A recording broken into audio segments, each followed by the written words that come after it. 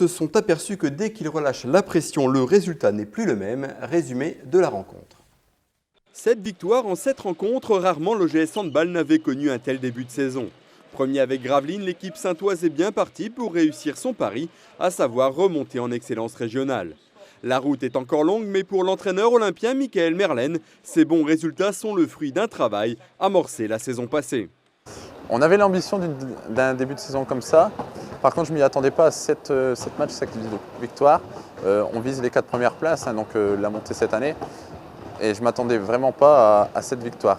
Donc l'objectif de l'année dernière, c'était de les préparer à ce niveau, pour pouvoir passer au niveau supérieur. Ils ont complètement réussi l'intégration, donc cette année, il y a le résultat de l'année passée en fait. Avec peu de changements à l'intersaison, le collectif s'est rapidement soudé avec du travail et de l'assiduité aux entraînements. Les bons résultats se sont enchaînés, donnant aux Saintois des ambitions à court et à moyen terme. Donc cette année, c'est bien sûr l'objectif, c'est la régionale excellence. Et à plus long terme, d'ici 2 à 3 ans, de monter en pré-national en fait. Donc sachant que l'année prochaine, sur une régionale excellence, on sera encore 4 montées, donc tout est possible. On n'en est pas encore là et les Olympiens sont retombés sur terre hier après-midi. Face à Bailleul, une formation qui évoluait la saison passée en excellence régionale, les Maritimes ont concédé leur première défaite de la saison. Dès l'entame de match, ils sont pris par la vivacité bailleulloise. L'OGS ne parvient pas à trouver les solutions et les relations arrière-pivot sont difficiles. Bailleul s'échappe pour mener 5-2. Profitant d'un bon passage, les Olympiens vont revenir au score avant d'une nouvelle fois lâcher prise. L'OGS va faire l'élastique tout au long de la première mi-temps. Dans la cage, Vincent Metsu se montre déterminant, empêchant les locaux de prendre plus d'avance.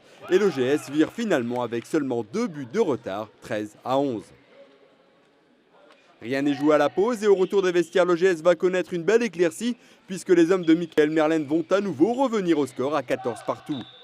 On se dit alors qu'ils sont capables d'inverser la tendance en leur faveur, mais ils ratent ensuite l'occasion de prendre l'avantage. Et là, l'élastique va définitivement lâcher et l'OGS encaisse alors un 13-3, le score passant alors à 27-17.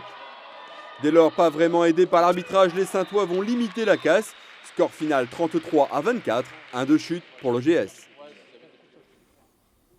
Alors je vous laisse prendre connaissance des autres résultats de cette journée. Notez la seule victoire à l'extérieur de Longnes à l'homme, 33-28.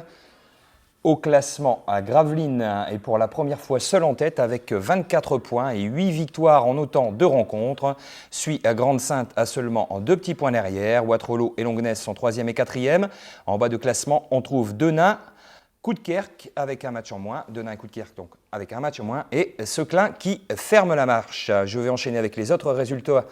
Victoire en hockey.